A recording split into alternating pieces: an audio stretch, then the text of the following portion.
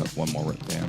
This is Mo coming to you from my home studio, putting together a bonus episode for you guys.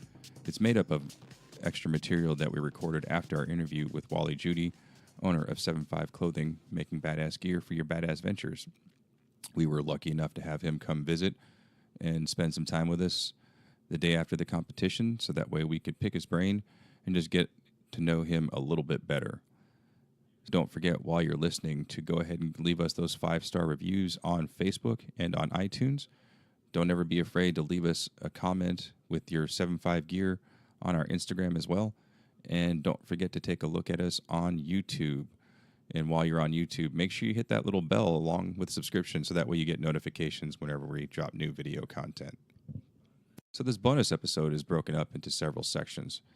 This first section, we talked to Wally about how to evolve your business and take it to the next level. But yeah, if you go, we would definitely not have as probably many listeners that we do, and we would cut ourselves short. Right. So how do we expand and touch more? I was actually just thinking about this in the shower this morning. I was like, how can we actually reach out to more people and get more people involved in what we're doing? Because social media presence is one thing, but how do you get people to actually listen? Right. Right? Because purchasing, you're asking them to spend money. Oh, yeah. So how do you get that to happen? How do we get people to take an hour or 50 minutes out of their day and listen to us one time? Right. How do you get someone to buy your shirt one time? Well, I force them to. No.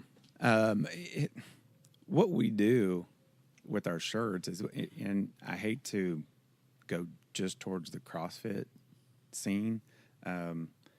So, we sponsor some, of course, CrossFitters. So we used to sponsor a power lifter. We sponsor a couple MMA fighters. So we try to branch it out a little bit. And with our designs also, is we don't try to do CrossFit stuff. There's some people that do. It's just, that's it. And I want it to be more than that. But, as for getting somebody to buy something, it's just luck of the draw. I don't know. I try to just put something out there that anybody would want, that anybody likes. And, of course, you have to go with, what's kind of popular right now. With the women right now, it's kind of like she has, that racer back crop top. So style of the shirt or the top kind of draws some people in. But then you try to get something that's a little more like motivating type, without being over the top motivating shirt. But it's just, we just put it out there and just hope people that buy it, hope people like it. So you focus on putting out something that you believe in. Yeah. As a designer and a business owner. And it's I have to like it first. Yeah. If I don't like it, and well, of course I don't wear the women's stuff, but if I wouldn't, you try it on just in private. But if I don't like it and I wouldn't wear it, I'm not going to put it out there. I guess that's where I keep struggling with. I'm talking out loud about our podcast on the podcast. Is we can put as much as we want out there, but you have images, right? Social media. We got to get actual people to listen. So we have to get people to commit. Anywhere from 30 minutes to an hour of their day or parts of their day. Well, and it's social media is huge. Of course, we're always putting something out there, just getting in front of the people's eyes. And once they see it, then they'll go. And what helps us, too, and it's different than the podcast, is everywhere we go. Because I like to talk to people when we're here, there, everywhere. And that helps us a lot. Podcast-wise, you just got to get it out there. Yeah, I guess it's a grind. it's... Well, and the challenging piece from the podcast perspective is that you can go and you can look up data on retail sales. With the podcasting space, everybody's so cryptic about releasing their information and algorithms because they don't want people to hack it. Right. So a lot of the information that we come up with is just derivative. Like, I have to look at the numbers and say, okay, well, in 24 hours we have this much. In a week we have this much. In a month we have this much, and kind of figure out, okay, well, I mean, we know we're growing. I mean, Right. that's about the only I'd thing like, we can figure Mo out. tells me, I say, so what's that mean, Mo? He's like, I don't know. Yeah, a lot of times we'll have these discussions about numbers, and he's like, yeah, no, that's exactly what happens. The You're like, I numbers- don't know what that means. Yeah. If the numbers Yeah. are bigger, it's got to Yeah. be good. And that's the only thing we know, and we don't, there's just so much unknowns, and that's the challenge that we have here on the show. Well, and that's the same thing too. Is like I know some other shirt companies, clothing companies, and it's like you're friends and you talk, but going back to the sharing information, You only share so much. right? Yeah. But which I'm not going to share a bunch of stuff, how I do it or how I do things or this, because that's my edge.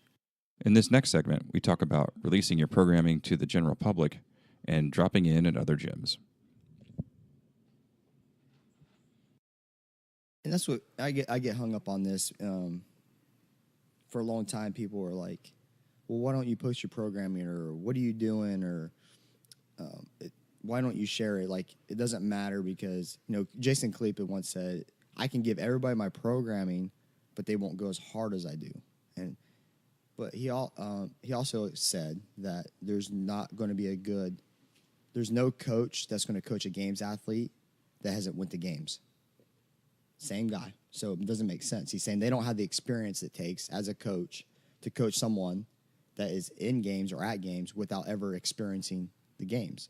So he says two really weird things, and people look up to him in the business side and the CrossFit side. So it's like, well, I don't post my stuff because I'm doing something that you have no idea what the hell you're doing. So I invest my time. I'll protect, I guess. I'll give you, like a guy I met with just 2 weeks ago, about when starting a gym. I gave him all sorts of information, but I'm not going to, here's my time invested, what I really focus on. And people are like, well, programming is just programming. I'm like, well, you're dumb, because it's not just because I know it changes the culture of the gym. It changes the direction of the gym. Your gym becomes accustomed to a certain thing, and what we're doing, no one else does. And from the athlete perspective, the way in which your gains progress. Yeah. Like if I have access to all this different programming, I just do whatever I can do. I'm not going to yield the same results as if I go to a gym who has a structured program that's geared towards a certain strength or bias or whatever for you guys, for me, for my gym culture, or for me as an individual. I mean, I might get more fit or I might get more stronger, but the overall results over a long period of time are not going to be the same as someone who's underneath that umbrella of coaching. Well, plus the thing is too, this is your baby. You're right, and you've worked hard. You put in a lot of studying, getting knowledge, and doing it, and you don't want to just share it. Yeah, that's right. I don't, and so in the community, people have talked smack about us not posting it and make up these false assumptions. We don't tell, our members what we're doing because they won't show up because it's so hard, or we only do it for the elite athletes or whatever. And they don't know us, And we got people 90 to 95% of our members scale every single day, and they've scaled every single day for years because they can't do I've prescribed. never done a prescribed workout in this gym. Because your prescription... And I'm okay with that. Yeah, right, Well, because people think, well, if I'm modified, I'm not progressing. Dance break. You hear it? I can hear it through there. What the hell is that, Mo? Nah, I didn't turn off the It's an alarm. the feed. And dance party. I think that's him telling you it's time. Huh? I think that's him telling you it's time. No, his eyes tell me that. He don't need music. Yeah. See it in his eyes. Well, but like the gym I go to, which I'll plug it, it's CrossFit One Valley. Yeah. No problem with that. but What's what- up, people? yeah, Because but- some of your guys listen to us. They Yeah. do. Who- Daniel. Yeah, Daniel. Daniel's like, did you see his message? He's like, dude, Yeah. let us know when Wally's on. I'm so excited, blah, blah, blah. I'm like, yeah, dude, I'm definitely excited to have him. And actually, I told Wally you're going to push this episode to Tuesday, which is pretty cool. Yeah. Surprise. Yep. If you didn't know now. But, talking to Chase there, he's like, well, you program for the elite athlete, and then you scale down from there. And in our gym, I mean, we have, he's an elite. I mean, he made regionals a couple years ago. And it's amazing. And just watching him is amazing. I'm like, how do you move that fast? Or how do you do any of that? Like what takes him 4 minutes takes me 15. But, that's the way he said, that's the way you do it. you scale up here, or you program up and scale down. And there's a lot of things that I scale, Yeah, I mean, there's nothing wrong with that. and I'd have no problem with it. And then going back to the releasing your program, I feel culturally that more and more gyms are not posting their programming, not like it was back in the day. And I don't know why that is, but because they're buying it. Everybody has access to it, Mo, because they don't do their own. I mean, well, you're going to repost comp trains, Yeah. like, or you're going to repost misfits, or, I mean, that's, hey, look at me, I'm doing what you did 3 weeks ago because I'm 3 weeks behind. Like, because I never really realized that until we started talking a few years ago and started looking around and noticing that was becoming more of a trend. Because when I first started, I didn't really have access to a gym for a period of time when I was in Texas, and I had to go and use programming from when I used to come here at Right Pat when they had an affiliate. And then just slowly, little by little, I joined an affiliate, and then went to go, I think it was on vacation or something. I went to go look for some stuff, and I was like, oh shit, there's nothing out there from anyone anymore. yeah, well, I'll get a call from someone dropping in or a message, and they're like, I'll hit them back, and they're coming from out of town, and they're like, well, what's the WOD? And I'm like, what's it matter? Like, you want to work out or not? Like, Yeah. that we're going to work out. We have a strength and a workout. Yeah, and they're like, well, I just want to make sure I'm able to do it. I was like, we'll modify it if needed. Yeah. Like, I'm not being a dick, but like, if you want to come here and you're already trying to cherry pick what the hell we're doing, you're not going to like what we're doing already because you're going to hate it.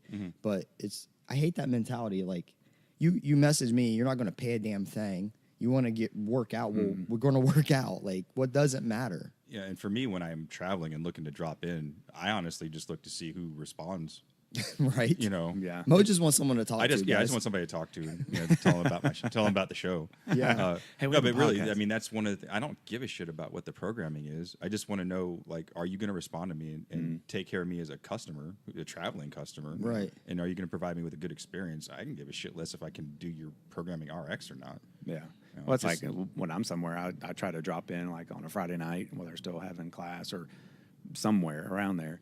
And, it is kind of a bad thing when you've just done a ton of pull-ups the day before and then they have the same Pull-ups thing again, programmed. yeah. You're like, oh, no. Yeah. But you scale it. Yeah, I mean, I it's can all understand that. We had a guy actually come in. He's like, man, we had some. It was like, I think we ended at like 205 thrusters, and and I would have ended way before that. anyways, yeah.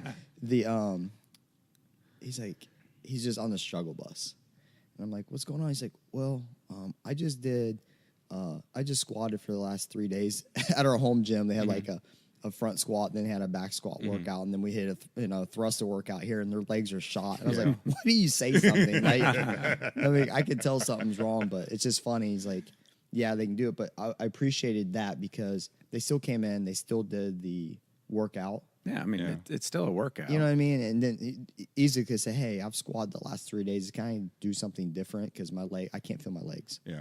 I mean, he didn't care, and I thought that was pretty cool. It's mentality. Yeah.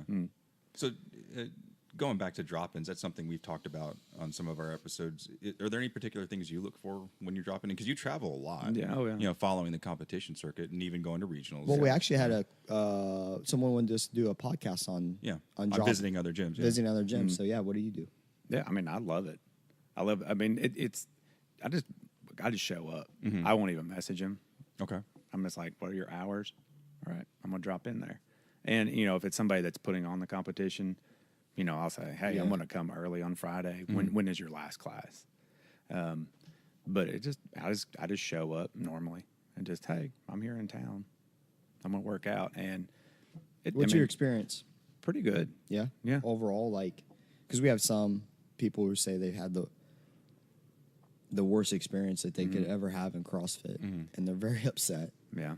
To where it's been one of the greatest experiences of CrossFit. Yeah, I mean, you walk into some places and they're not super friendly. I'm used to, of course, doing what I do. I'm like, hey, what's going on? How you doing? Da-da-da. You don't know any strangers. I don't. Yeah. And so to me, and I don't really walk in any place having expectations because I'm a scaled athlete at best. So I'm like, I'll just do the workout. I mean, I'm there for the workout, and I don't really, I guess judge it from that. But there are some that are way better than others. Some are more welcoming, some not. But to me, that's you run into the ones that are welcoming of the ones that really want to do it and they really want to make it. Some that some are just there for the business part, and you can tell. Yeah, I think you can. It's like oil and water, in my opinion. Mm-hmm. It's like, I don't know. Like, yeah, you're making money, but your culture sucks. Yeah. Yeah. Coming up in this next segment, Brody hits up Wally for some feedback about our show, just trying to see what he thinks about it and what we can do to evolve and gain some more traction towards hashtag world domination. So what? Let me. I'm with Mo. Yeah, yeah, Mo go ain't gonna ask me, but I'm gonna go ahead and go Right. anyways. Do it. How long we at? See, I can't see. Usually I can see the monitor. We're like, Oh yeah, yeah. Around an hour. Yeah. So I usually when it starts creeping about 54 minutes, I know Mo's like. You get he's- the eyes. he's like, bro, we gotta go. This is you're adding on so much time. What do you think of our podcast? I'm serious. I like it. Okay, I mean, I really do. Fuck, tell us the truth. Like, Yeah, no, it's the rep shaving one. yeah. Is the one because I've seen it. So that was interesting to me. Of course, the nutrition and it kind of got me thinking about the nutrition part. So I got with the girl that does nutrition in our gym. Awesome. Started doing it. Lost about 15 pounds in Holy smokes. 3 weeks. damn, dude. Yeah. The bad thing is there's a workout. I forget what it's called. But it's one of the hero workouts where it's in a vest. And you do, I think it's a mile run, 5 rounds of 30 burpees, and power cleans at 165. I forget what it's called. I don't know why, but my goal is because that was the Is first it bull? No. No. Oh, Start with a J, and I don't know why I can't remember. But my goal is once I lose the 20 pounds, because I did that with a vest, is to redo it, wearing a vest and seeing the difference of the time. Did you ever listen to podcasts before ours? I've listened to a few of them. Yeah, What would you say that? it's better than Rich and Friends.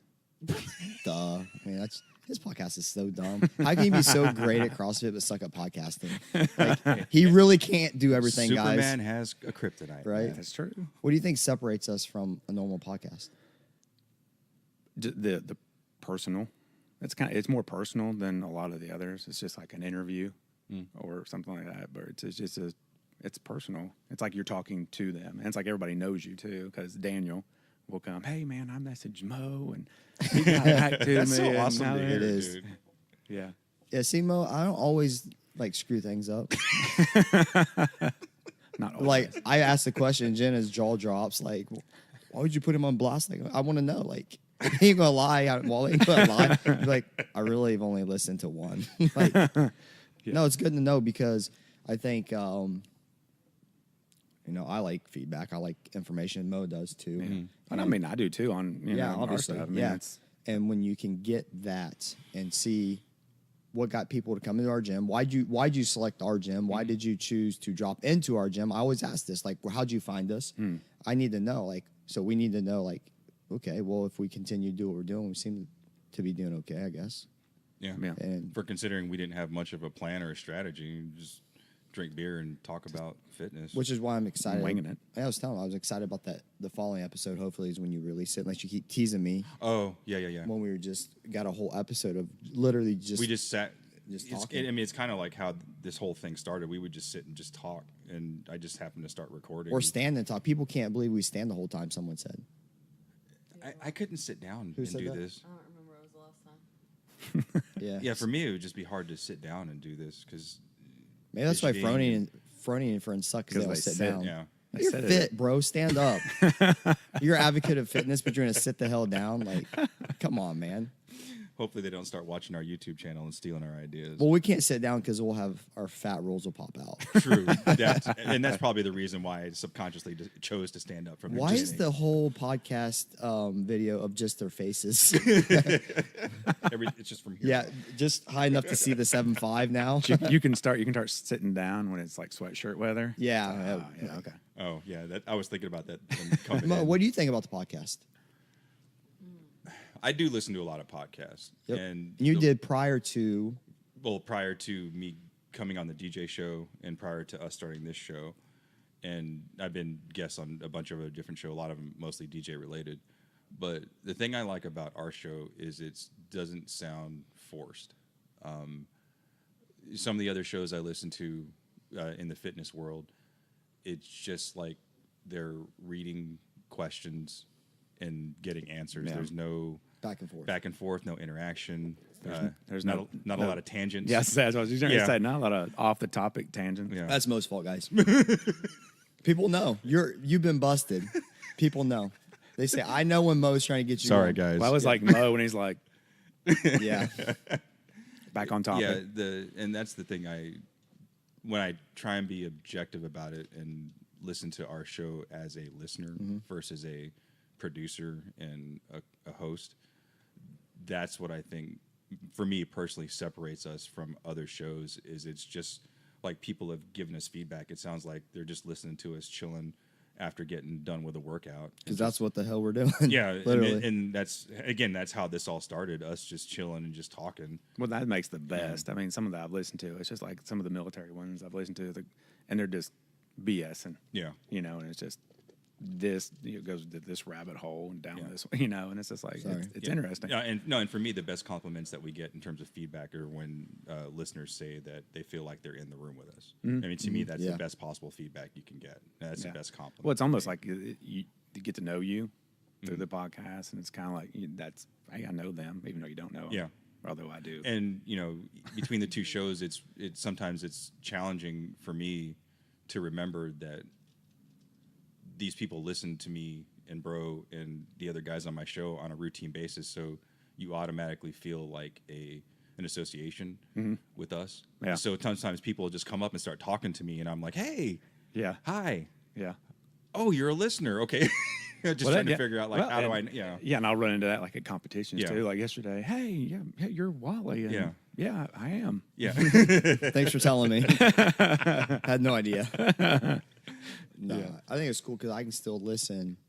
Me and him were going back and forth the other day. The last two episodes, like we're still laughing. Like some of the stuff, like I tell Mo, I black out. I really don't realize what I say sometimes, and I'll be listening to it. I'm like, oh my god, that's so crazy. Like I'm stupid, but I'll start cracking up, dude. I'll be in tears sometimes, just because his damn laugh alone. But I could just listen an hour of Mo's laughing. Like I'll make an outtake session just with me cracking up and snorting. Someone said something about me snorting. you did, dude. I think it was Cody. Yeah, when she sat down in the beanbag, she's like, and yeah, we had the video of it, but it's lost in It's in lost space. in Most sent it to I don't know iCloud heaven. yeah. It's gone. We're still working on this. So we're YouTube thing, recording guys. downstairs, and we have the wood floor and the door is shut, so everything's so amplified. And we're talking. Jenna's taking pictures or whatever, and then in the camera back here, she all you hear is you can hear every damn bean in that bag, like just crunching. And she's like, we catch her. She's like mid laying down, and she's like, she knew she was busted. She's already committed. And Mo's like, he's like, I can't believe she's getting ready to do this. Like, I can't believe I'm like, what the hell's Mo looking at? But she's seen Jenna. Yeah. Jenna sliding in, looking at Mo. I didn't know because my back was to her, but yeah. Fucking Jenna. First warehouse for her, now. You lost now her, the beanbag. now you Now lost the her, beanbag. you lost our videos for YouTube. Figure out a conversion. YouTube's gonna kill our account, Mo, because we've not uploaded anything since the. Yeah, we're good. It's been there since January. Oh, I just knew that. It's there. All right, moving right along. So after we were done doing the proper recording, we had just kind of sit around chit-chatting, and the subject of some of the changes that are happening to the CrossFit Games came up, and I instantly grabbed my iPhone and just put it on the table and recorded the subsequent conversation. So sound quality is going to be a little bit different, but in there you're going to hear us just kind of give our honest take on where we see the future of the CrossFit Games going. But then we also give our take on some of the unintended consequences and potential secondary impacts of them getting rid of regionals and going to these larger scale qualifiers. And also Jenna and Angie pipe in as well, giving some of their thoughts. I think that if you them taking away regionals and you taking away how games has been and not putting focus on it, it's no different than taking away the health, the community for those people who care just about that. You have people who do care about the competing side. Mm-hmm. I do. I love it. Yeah. I'm not all about it, but I do like that side of it.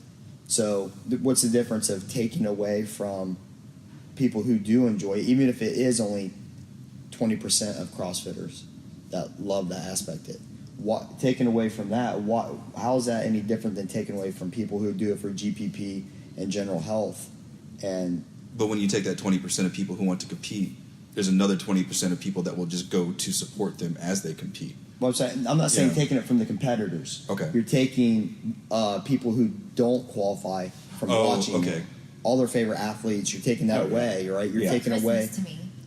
But I don't get wrapped up in it. But I can see. I like to watch regionals after regionals, or sometimes I'll watch it if it's on my phone. Yeah. But I like that side of it. But now you're removing that opportunity, that away from people who are already CrossFitting that love that side of it, but also love the health, the community, and the GPP side. Well, it's a sport. People reserve their days to watch Ohio State or something. Yeah, it's a sport to watch. But like you were saying, that you just made the joke like, oh, it's going to save me $5,000. Yeah. But how many small business owners were making a lot of profit from those 5 weeks a year? Yeah. I mean, I know of 2 clothing companies that they hit every regionals.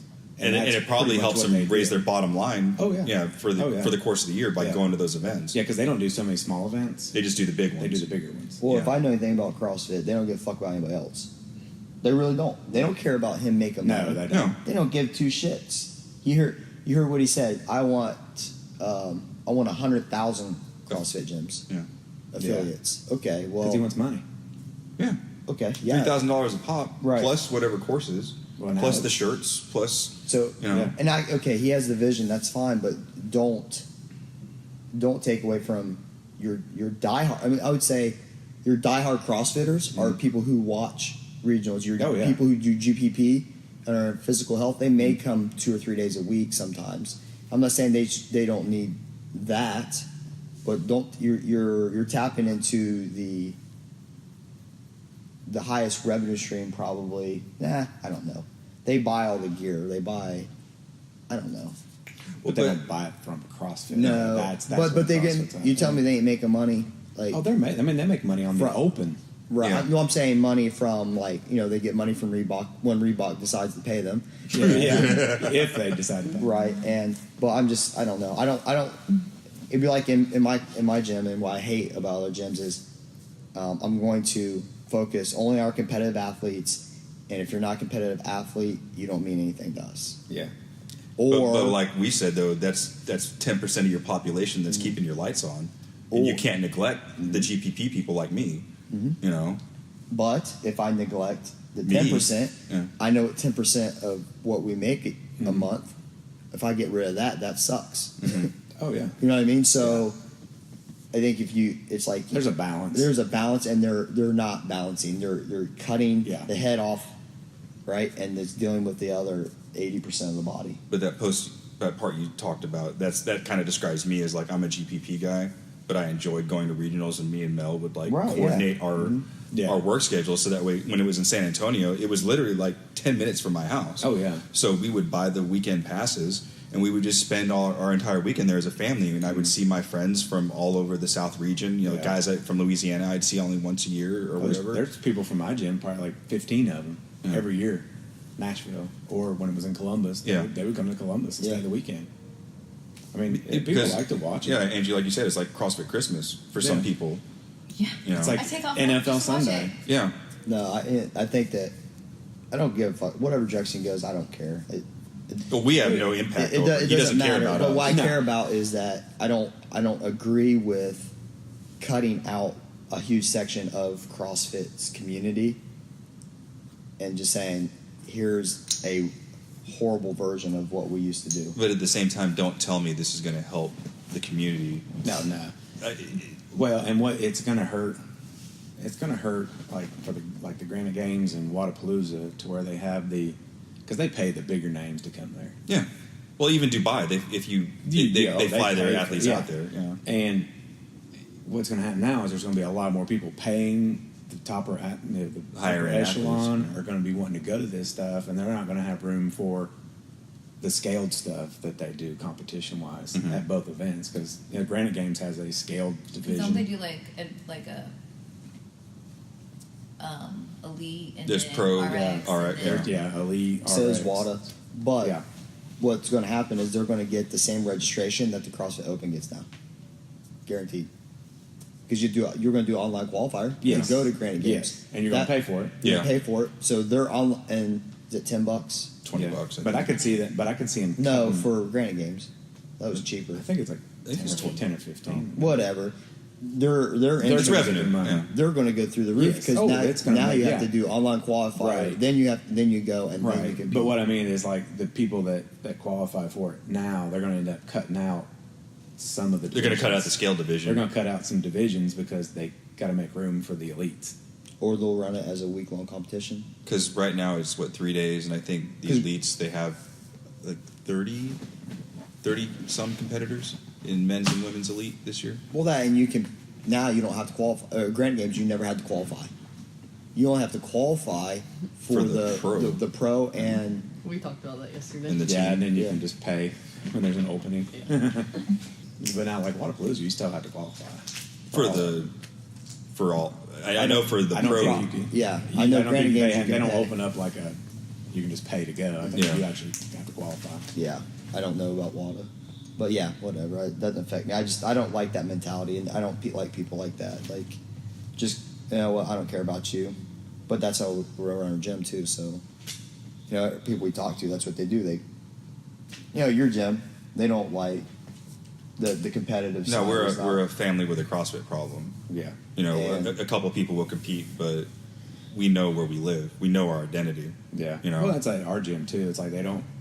There's a few of them that will go do one, but it has to be the right one. Yeah. Like the two or three local they'll do like in town. Yeah. And then like if Mayhem does something, they'll go there. Mhm. But other than that, they really don't do anything. Yeah, Which there's plenty of people that could, Mm-hmm. but they don't. It's just not a even though he was a regionals athlete and he's very competitive, he doesn't do a whole lot of competitions, Mm-hmm. which is kind of odd to me, but he didn't do it. And in this last segment, Brody brings up a phenomenon that he's noticed when it comes to higher-end athletes competing or not competing in certain types of events, and his logic and thought process behind why some athletes do not compete as much as they used to. So competitors, it's actually starting to flip, in my opinion. If you are a higher level competitor, a lot of the coaches would tell you not to do local competitions. Yeah. Yeah, because you increase your risk for injury. No. Well, we have a Oh. overtrain. No, well, they don't want to mess up their training Training where they're for at. this. Where they're at To in get their to training. whatever. Yeah, there's a Because it goal. means nothing, right? Okay. Yeah, there's So- a couple people we sponsor that I was like, I come to the competition. We're going to be there. Well, our coach doesn't want us to do it. We're going for Granite Games and whatnot. Because Yeah. I think there's it's quote no experience, value. though. Right. And I here's where it's flipping. It doesn't fit into the training. It's flipping away from that because, like anything, in my opinion, the more that you can compete, the better you get at competing. I know it's worked for me. I know it's worked for these two. Mhm. I mean, if you look at how they used to compete, it's not even comparable. You know what to expect. You know the sensation. So when you do make it to Granite Games, you lose all. Why do you think people suck going when they go to regionals the first year? Because they don't compete. They're not They used to being- don't. They don't understand. It's the mental. They're Yeah, not used to the they mental. it's a total. Instead of it just being another day, like when I compete, it's just another day. Now I got pressure. When you have an adrenaline dump and you've never had So- one No, before. it's funny because my buddy Chris, the Power Trinity guy, he was on he was on a regional team one year, and I can't remember. I think it was maybe in 11 or 12, but it was like you had to rack it was a human rack, like you had to hold the bar up, otherwise there was some sort of penalty for like squats or something. And he said there was just a moment where he just like kind of looked around and was like, holy shit, this is cool. And meanwhile, they're like, Chris, because he had to grab the bar. Like he just mentally wasn't prepared for it. So I think now competing is huge, and I think doing online qualifiers is huge, and having the pressure is huge because you got to learn to deal with it. Absolutely, like it's like in military training or police training. You train like you fight. Train, yes. You put under pressure and know how to handle the situation. These athletes or these coaches that are saying not to do that, in my opinion, are just. I didn't know that was a thing. They're stuck in their way, or they're naive and ignorant about it. Because I don't give a shit. The more you do something, the better you get. What is it? And when you as a warfighter, actually, I was talking to Tony about this because he was infantry, he had 3 deployments.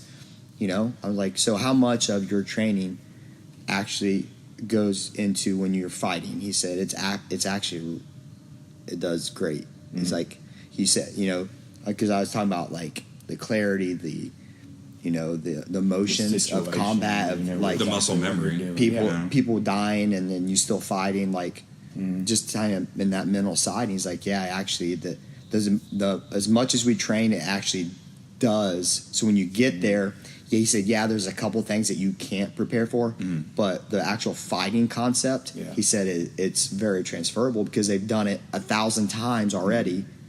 To where it is just muscle memory. Muscle memory. And well, we covered a lot of ground and really hope that you guys enjoyed this bonus episode. Don't forget to click like, share, and subscribe to the One More Rep podcast on iTunes, Stitcher, iHeartRadio, Spotify, and whatever other platform you may use out there. Also, don't forget with the YouTube, hit that bell so that way you get notifications whenever we have new video content. And don't forget to purchase your gear from 75 Clothing and use the promo code OneMoreRep. That's 3 separate words. That way you get free shipping. Till next time, I'm Mo, and I'm out. Thank you for listening to the One More Rep podcast. You can follow us on Facebook and Instagram at One More Rep Podcast, or on Twitter at Can I Get One More, or shoot us an email at canigetonemore@gmail.com.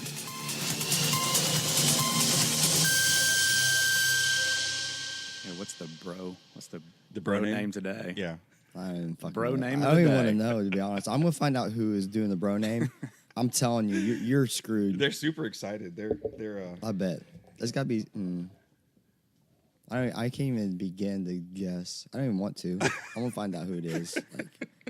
Like when you find out there's no Santa Claus, I'm gonna have the same feeling when You're like, seriously? Yeah. Really? It was you?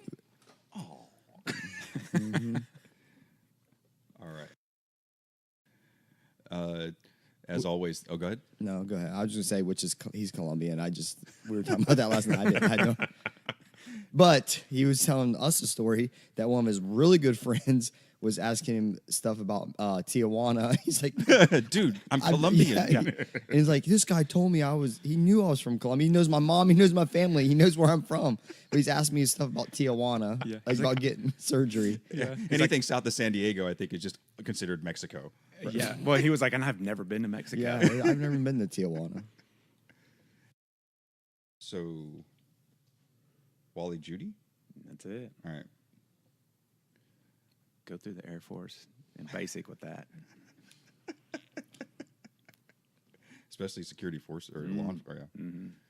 So that third voice you hear today is our sponsor, Wally Judy of 75 Clothing. Who's Jordy? Jordy Nelson? What? Yeah, edit that out. Mm-hmm. Damn, I was going to ask you something else. Oh. I do to him all the time. Think about something else, he'll pop in. Yeah. That's what happens to me. In about 3 minutes. No, at the very end. About the very end of the show, when Mo goes, "Hey, bro, do you want to add anything?" And he actually stops doing it now because I usually tack on about 15 more minutes of editing for Mo. Like, you know what, Mo? Actually, yeah, there's that one thing I was just thinking about like 25 minutes ago. Yeah, when I took a dump before I came up here, I was thinking about something. Yeah, that's true. And now I want to bring it up. Dude, when I take a dump or I'm in the shower, my best ideas, I'm telling you. Greg Glassman like bitch slapped him. And hope you're listening, Dave. And are you gonna be mad Brooke's not gonna be at regionals this year? I'm just asking. Anyways, just for a friend. Yeah, just for a friend. Hey Brooke, #unblockbro. Anyway, so